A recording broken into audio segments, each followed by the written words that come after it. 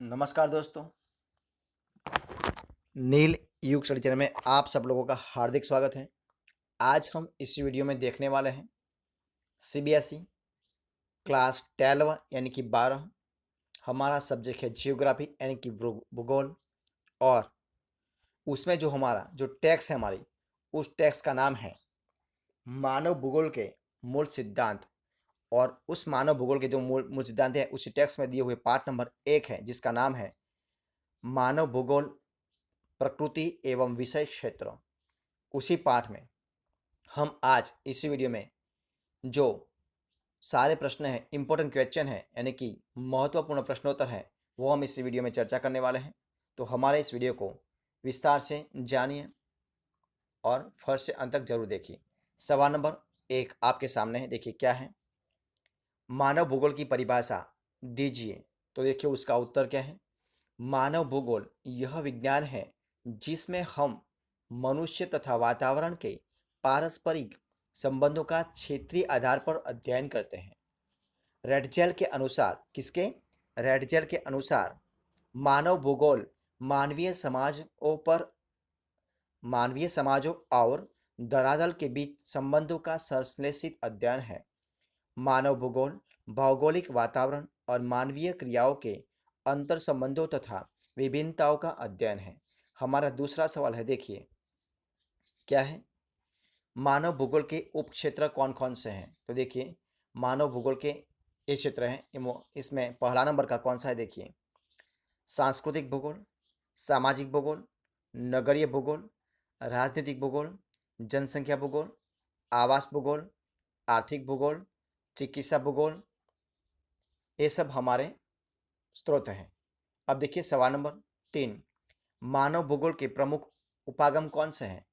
तो अन्वेषण और विवरण, प्रादेशिक क्षेत्रीय विभेदन, स्थानिक संगठन, मानवतावादी, आमूलनवादी और व्यवहारवादी विचारधाराओं का उदय, भूगोल के उत्तर आधुनिकवाद। अब देखिए सवाल नंबर 4, प्रौद्योगिकी के विकास के लिए प्रकृति का ज्ञान किस प्रकार महत्वपूर्ण है? प्रौद्योगिकी के विकास के लिए प्रकृति का ज्ञान किस प्रकार महत्वपूर्ण है?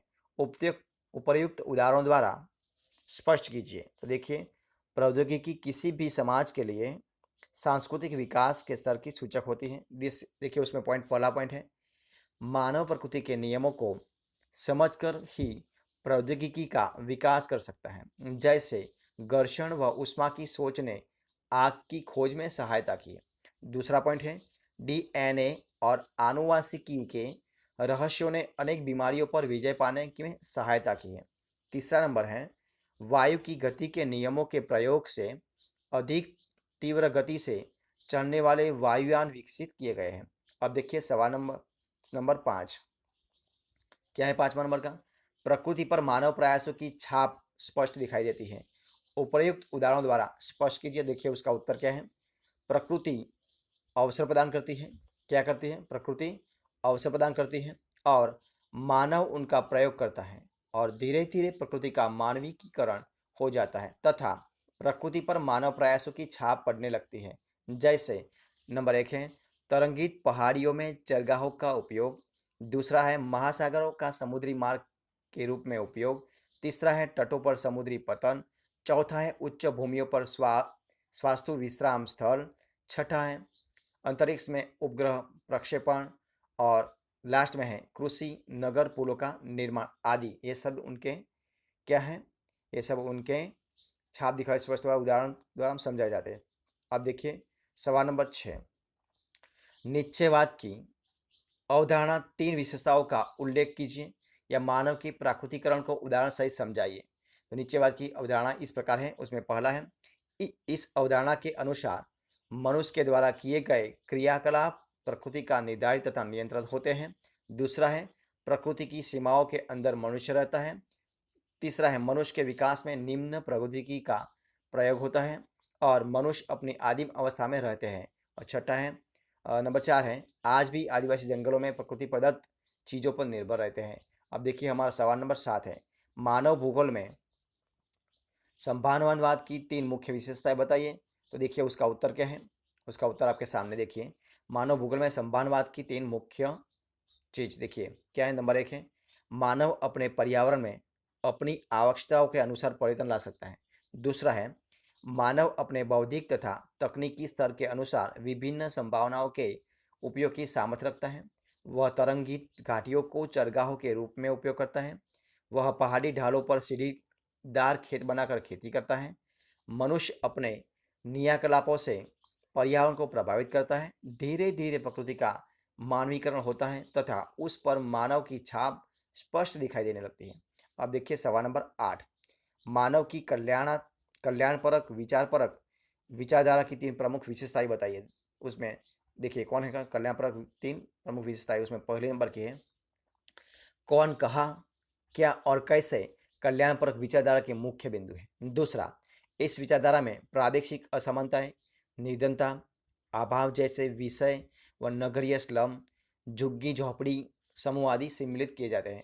तीसरा है असमानता की समस्या पर विचार करने और समाधान ढूंढने के लिए इस विचारधारा का जन्म हुआ है।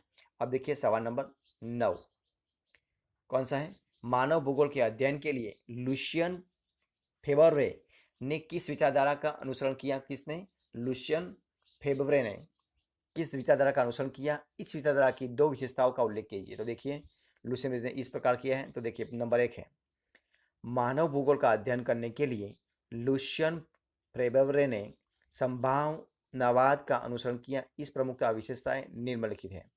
इस विचारधारा में मनुष्य को प्रमुख स्थान दिया है। दूसरा है प्राकृतिक पर्यावरण मानव जीवन को नियंत्रित नहीं करता। तीसरा है पर्यावरण मनुष्य के सामने कुछ विकल्प कुछ संभावनाएं प्रस्तुत करता है। और चौथा है इसमें प्राकृतिक पर्यावरण निष्क्रिय है और मनुष्य सक्रिय है। अब देखिए प्रश्न नंबर 10 क्या है, तो नियतिवाद तथा संभावनावाद में अंतर स्पष्ट कीजिए। तो देखिए संभाववाद यानी कि संभावनावाद और नियतिवाद, तो इस विचारधारा के अनुसार संभावनावाद, तो इस विचारधारा के अनुसार मनुष्य अपने पर्यावरण में परिवर्तन करने में समर्थ है तथा वह प्रकृति प्रदत्त और अनेक संभावनाओं का इच्छानुसार अपने लाभ के लिए उपयोग करता है। नियतिवाद में क्या है, तो इस विचारधारा के अनुसार मनुष्य के प्रत्येक क्रियाकलाप को पर्यावरण से नियंत्रित माना जाता है।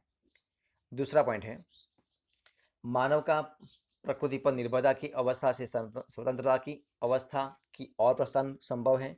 इसमें पॉइंट है मानव की आदिम अवस्था में मानव के लगभग सभी क्रियाकलाप पूर्णतया प्राकृतिक पर्यावरण की शक्ति द्वारा नियंत्रित थे।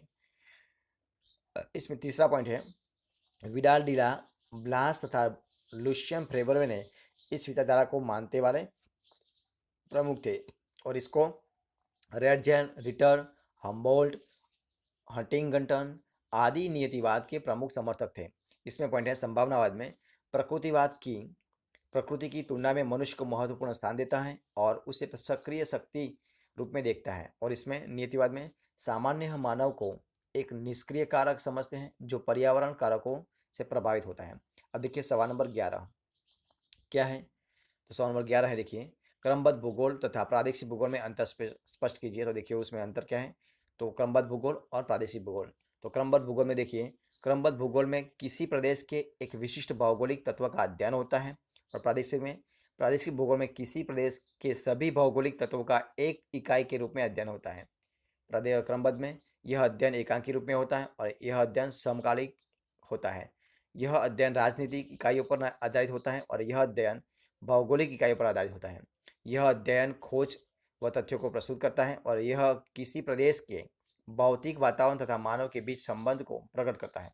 अब देखिए दोस्तों लघु प्रश्न, नवनिश्चयवाद की 3 विशेषताएं बताइए। देखिए कौन कौन सी हैं, तो यह विचार का धारा पर्यावरण निश्चयवाद और संभावनावाद के बीच में प्रस्तुत की गई है।